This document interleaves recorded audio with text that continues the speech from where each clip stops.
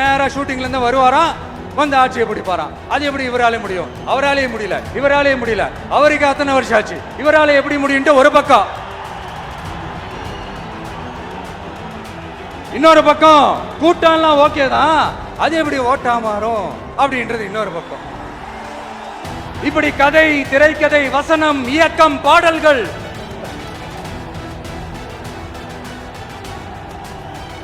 அதனால இந்த அரசியல் ஆய்வாளர்களுக்கு நான் சொல்றதெல்லாம் ஒன்னேதான், நல்லா கேட்டுக்கங்க.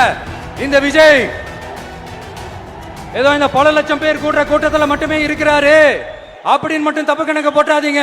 ஏன்னா நம்மளுடைய இந்த கூட்டம் வெறும் ஓட்டா மட்டும் இல்லைங்க, வரப்போற தேர்தலில் மக்கள் விரோத ஆட்சியாளர்களுக்கு நாம வைக்க போற வேட்டா, நம்மளை கோட்டைக்கு அனுப்ப போற ரூட்டா இருக்க போதுன்னு சீக்கிரமாவே தெரிஞ்சுப்பீங்க. ஏன்னா கோடிக்கணக்கானவங்களோட ஹார்ட்லயும் வீட்லயும் ஏற்கனவே ஆல்ரெடி உயிரா, உணர்வா, உறவா இருக்கிறோம். நம்மளுடைய கனெக்ட் எல்லாம் வெறும் மக்களோட மட்டும்தான். நாம யாருன்னு அவங்களுக்கு தெரியும், அவங்க யாருன்னு நமக்கு தெரியும்.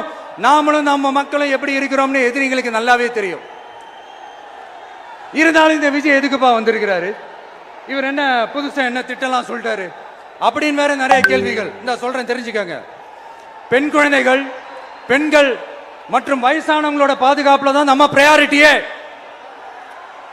அடுத்து இளைஞர்கள், உழவர்கள், உழைப்பாளர்கள், நெசவாளர்கள், மீனவர்கள், ஆதரவற்ற முதியோர்கள், மாற்றுத்திறனாளிகள், மூன்றாம் பால் இனத்தவர்கள்னு இன்னும் யாருக்கெல்லாம் கவர்மெண்டோட ஒரு ஸ்பெஷல் அட்டென்ஷன் தேவையோ அவங்க எல்லாருக்குமான ஒரு கவர்மெண்ட் அமைக்கிறது தான் நம்ம இலக்கே.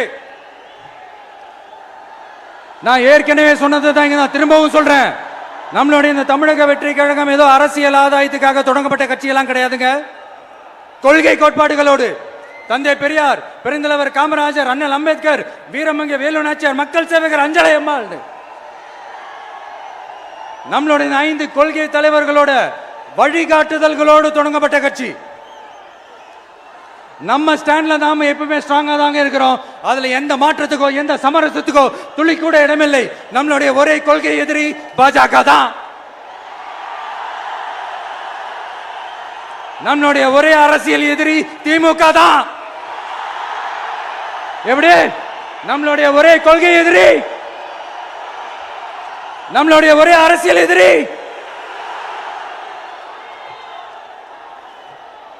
ஏதோ இந்த அண்டர் கிரவுண்ட் ஆதாயத்துக்காக டீல் போட்டுக்கிட்டு, டீல் பேசிக்கிட்டு, இந்த அலையன்ஸ் வச்சுக்கிட்டு இந்த ஊரை ஏமாத்துற கட்சி எல்லாம் நம்ம டிவிக்கே கிடையாதுங்க. யாருக்காகவும் எதுக்காகவும் எந்த பயமும் கிடையாது.